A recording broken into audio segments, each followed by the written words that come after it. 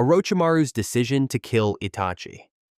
This has to be one of the worst moves Orochimaru ever made, no debate. After joining the Akatsuki, the legendary Sannin set his sights on Itachi Uchiha. He was young, sure, but his Sharingan was on a whole different level, and Orochimaru, driven by his obsession with immortality and mastering every jutsu, thought it'd be a great idea to take Itachi down and steal his eyes. Big mistake. Orochimaru may have been a genius in ninjutsu, but he seriously underestimated Itachi. And in the ninja world, underestimating your opponent is basically signing your own death certificate. Itachi wasn't just good with the Sharingan, he was a genjutsu master with insane intelligence. So, what did Orochimaru do? He attacked a genjutsu specialist head-on. Honestly, it's kind of shocking that someone as smart as Orochimaru didn't realize that the Sharingan is literally a counter to everything he relies on. The dude had been living by knowledge is power, but this time, greed got the best of him. How did that work out for him? Well, their first fight lasted about 5 seconds. Itachi literally shut him down with a single look, no joke, threw him into a genjutsu, sliced off his arm, and forced him to run from the Akatsuki in pure humiliation. In the end, he had to settle for Sasuke instead, because Itachi was way out of his league. And when Orochimaru made his second attempt, this time trying to take over Sasuke's body, Itachi pulled out Susanoo, sealed him away with the Totsuka blade, and even wiped out the cursed mark on Sasuke's neck. Dude never stood a chance. Interesting, right? Here, we don't just watch anime, we live every character, every story, every emotion. Don't miss out on exclusive content and fresh takes you won't find anywhere else. Hit that subscribe button now and become part of the most passionate and creative anime community out there. Thanks for the support. This journey wouldn't be the same without you. Next, Sasuke Uchiha's arrogance. In the world of Naruto, plenty of characters have made questionable decisions, but Sasuke, takes the crown for making the most reckless, overconfident moves consistently. His arrogance is a recurring theme throughout his entire ninja journey, from leaving the Hidden Leaf all the way to the end of Shippuden, and boy, did it backfire on him. Take his fight against Killer Bee, for example. He really thought his Mangekyo Sharingan could solo a fully realized Jinchuriki. Spoiler alert, he got wrecked. Sasuke got impaled, slashed to pieces, and would have straight up died if Karen hadn't healed him, and Jugo hadn't sacrificed his own cells to keep him going. And let's not forget, B was fighting casually while rapping. He wasn't even taking Sasuke seriously. And then there's the 5 Kage Summit. Oh, Sasuke thought it was a brilliant idea to crash a meeting of the 5 most powerful people in the ninja world, along with their bodyguards, without a solid plan or even a proper escape route. Reality check. Raikage nearly ended him on the spot. If Gaara and Obito hadn't stepped in, Sasuke's story would have been very short-lived. The point is, Sasuke's arrogance didn't just put himself in danger, it dragged his entire team, Taka, into disaster after disaster. Karen, Suigetsu, and Shuugo had to risk their lives multiple times just to save Sasuke from the consequences of his own reckless choices. And then, the most legendary moment, trying to flex his Sharingan against Tobirama. Bruh, even with Eternal Mangekyo Sharingan, he still didn't have the Rinnegan yet, and he thought he could intimidate the guy who literally built countermeasures against the Uchiha clan. Tobirama knew more about the Uchiha than they did, and yet Sasuke really thought he was gonna pull something off. Nah, Tobirama shut that down immediately. At the end of the day, Sasuke's arrogance didn't just get him into fights he couldn't win, it stalled his entire growth as a person. He kept making the same mistakes without learning from them. Sasuke's plan to destroy Konoha.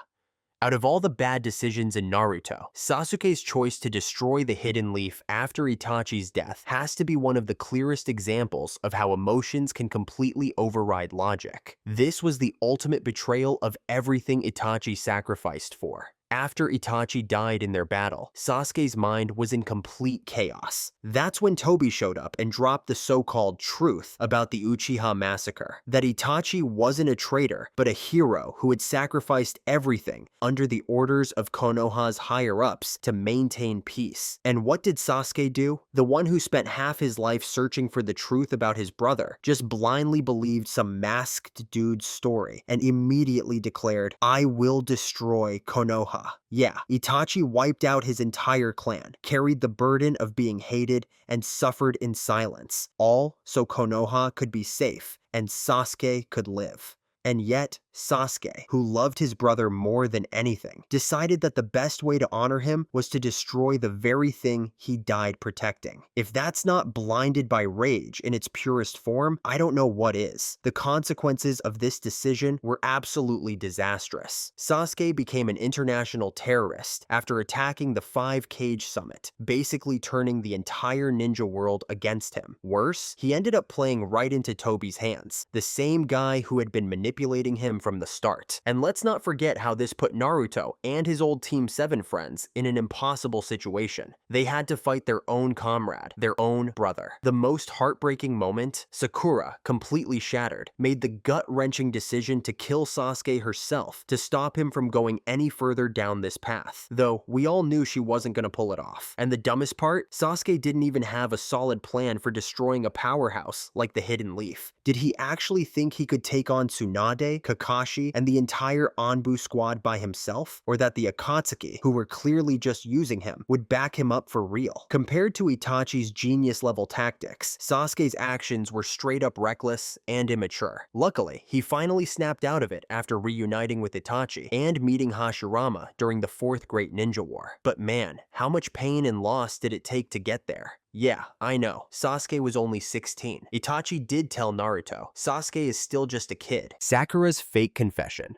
Sakura's fake confession to Naruto? Yeah, that was rough. Honestly, this might be one of the most self-sabotaging decisions in the entire Naruto series. After Pain wrecked Konoha, and Sasuke went full international criminal mode by attacking the 5 Kg Summit, Sakura made a huge mistake. She tried to manipulate Naruto's feelings, instead of just being honest about the situation. On a snowy field, with Sai and Captain Yamato watching, she dropped one of the biggest lies in ninja history, a fake love confession, all in a desperate attempt to stop Naruto from chasing after Sasuke. But here's the thing, her mistake wasn't just lying, it was completely misreading Naruto as a person. Despite being teammates for years, she still underestimated his emotional intelligence, thinking he'd actually fall for her clumsy deception. But by this point, Naruto had grown a lot. He saw right through it instantly. This wasn't some naive kid anymore. This was a guy who understood people, and he knew exactly what was going on. And let's get real. Naruto wasn't looking for Sasuke just because Sakura asked him to. He was doing it because he wanted to. Sasuke was his teammate, part of Team 7, part of the bond that he himself refused to give up on. This whole confession scene, painful. There were no winners here. Naruto got hurt, Sakura got humiliated, and their relationship took a hit at the worst possible time. This was a moment when they needed unity, but instead, it only created more distance. Look, I get why she did it. I know she meant well, but was it the right move? No. Lesson of the day, my bro. Just be honest with people. Talk things out. Don't try to fix things with a lie. It's only gonna make everything worse. Sakura's effort to kill Sasuke. Sakura's decision to try and kill Sasuke was absolutely not her best move. This was yet another case of emotions completely overriding logic. After that super awkward fake confession to Naruto flopped, she doubled down on questionable decisions and decided to go after Sasuke alone, with the goal of taking him out for good. And let's talk about the timing here. Sasuke had just attacked the 5 Cage Summit, was now an internationally wanted criminal, and was furious. Meanwhile, Sakura's only weapon was a poisoned kunai, and the blind hope that she could actually pull this off. What made this decision even worse wasn't just the massive power gap between them, but the fact that Sakura completely ignored reality. This wasn't the same Sasuke from their childhood. The guy had killed people, defeated opponents far stronger than her, and had fully embraced the darkness. But she overestimated her old bond with him, overestimated herself, and worst of all, underestimated just how much Sasuke had changed. And, shockingly, things went exactly how you'd expect. The second she faced Sasuke, she froze. She hesitated, left herself wide open, and Sasuke didn't hesitate at all. He was about to end her right there if Kakashi hadn't stepped in just in time. To be fair, there was a moment where she actually had the chance to land the killing blow, but she couldn't do it. Honestly, I get it. How do you just kill your old teammate, the guy you always love? The problem is, she decided to go kill Sasuke without really asking herself if she was mentally ready to go through with it. That's the issue here. She committed to something without actually processing what that meant. Psychology, man. It's a real thing. Kurenai using genjutsu on Itachi.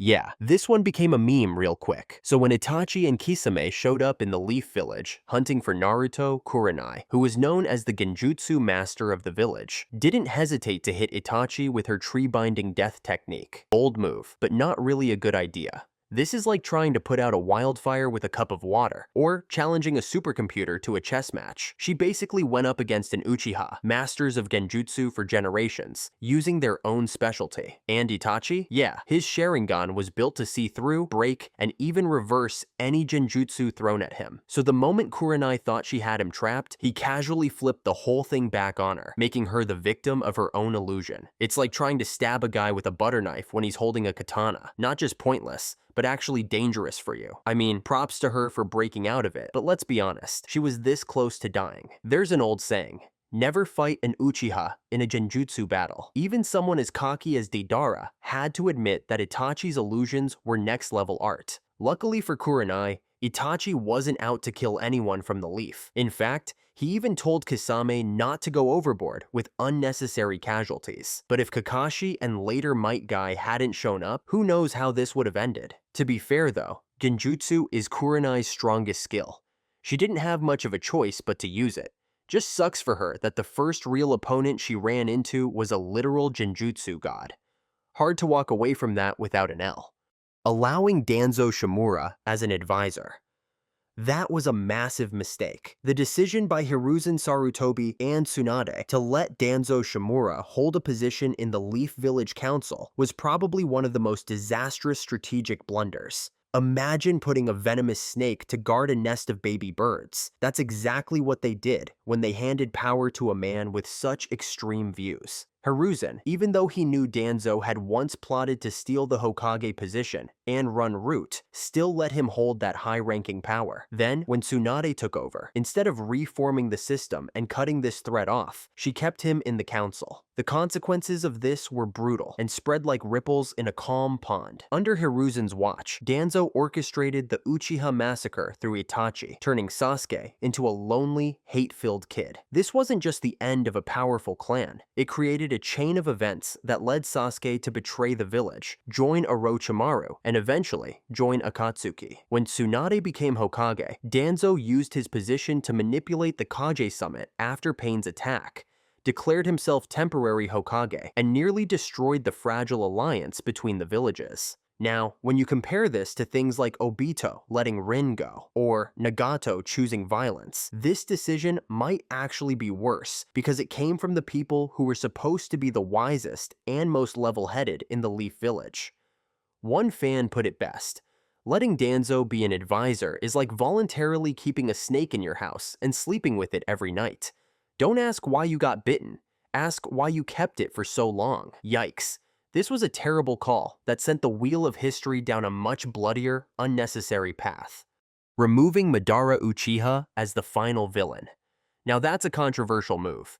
Kishimoto's decision to take Madara Uchiha out of the final villain role in Naruto is one of the most debated creative choices in manga anime history. Madara, a legendary ninja who was built up over hundreds of chapters, was set up as the perfect opponent.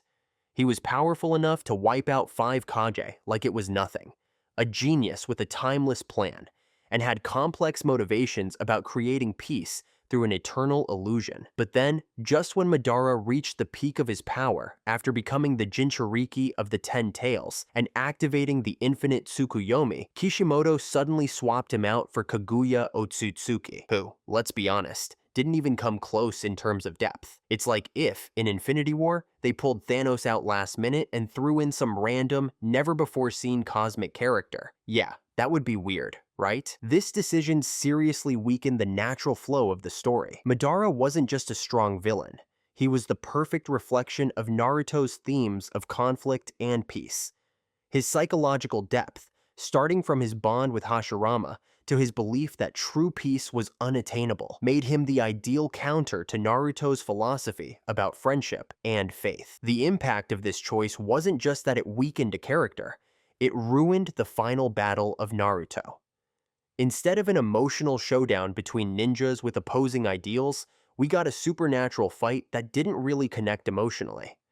Kaguya, as the mother of chakra, didn't have any personal connection to the main characters, making the final battle feel hollow.